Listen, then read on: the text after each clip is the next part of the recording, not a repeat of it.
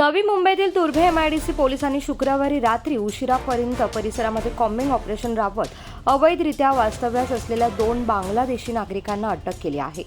या कारवाई दरम्यान मोठ्या प्रमाणात गुटख्याचा अवैध साठाही जप्त करण्यात आला।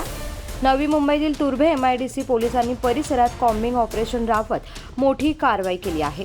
तुर्भे स्टोअर, आंबेडकर नगर, इंदिरानगर आणि शिवाजीनगरसह विविध भागात पोलिसांनी ही शोध मोहीम हाती घेतली।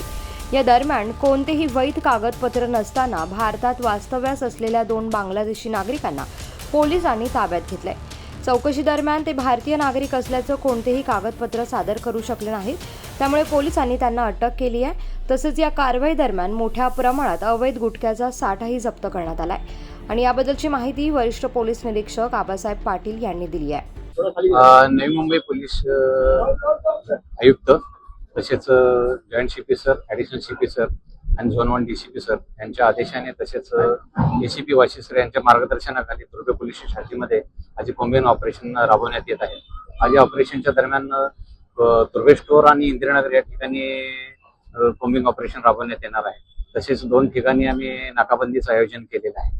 या कॉम्बिंग ऑपरेशन दरम्यान जे ड्रग्ज विकणारे, गांजा विकणारे तसेच गुटखा विकणारे यांच्यावर देखील आम्ही कारवाई केलेली आहे। 2 गुटख्याचे केसेस केले, एक तर मोठ्या प्रमाणात गुटख्याचे केसेस जवळपास 25 ते 30 गुन्हे आम्हाला गुटख्याच्या सध्या ती कारवाई चालू आहे। त्याचबरोबर दारू विकणाऱ्यांच्यावर देखील आम्ही कारवाई केली आहे। विशेष म्हणजे बांगलादेशींच्या नागरिकांच्यावरती कारवाई करून आम्ही 2 बांगलादेशी नागरिकांना देखील या ठिकाणी पकडण्यात आले। सर, कारवाई करता सर्वसामान्य नागरिक सध्या भयभीत होत आहेत, त्यांना काय आव्हान?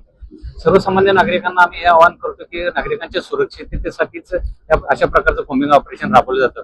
जे गुन्हेगार आहेत, जे संशयित आहेत, रेकॉर्डवरचे आरोपी आहेत, यांची अचानक तपासणी करून आम्ही त्यांच्याकडून काही हत्यार असतील, इलिगल वेपन्स असतील, अशा प्रकारे आम्ही करत आहोत। नागरिकांच्या सुरक्षिततेसाठीच आम्ही आज रस्त्यावर उतरून पोलीस या ठिकाणी कारवाई करत आहे, त्यामुळे नागरिक देखील याचं स्वागत करत आहे। तर वाहनधारकांवरती देखील आपण कारवाई करताय, कोण आढळलं आहे आणि काही मोठ्या प्रमाणात वाहनधारक बरेचसेच हेल्मेट न वापरणे, त्याचबरोबर दारू पिऊन वाहन चालवणे, त्यामुळे आम्ही ट्रॅफिक पोलिसांच्या मदतीने या ठिकाणी वाहन चालकावर देखील मोठ्या प्रमाणात कारवाई केलेली आहे। तसेच ड्रंक अँड ड्राईव्हच्या देखील आम्ही या ठिकाणी केसेस करत आहे।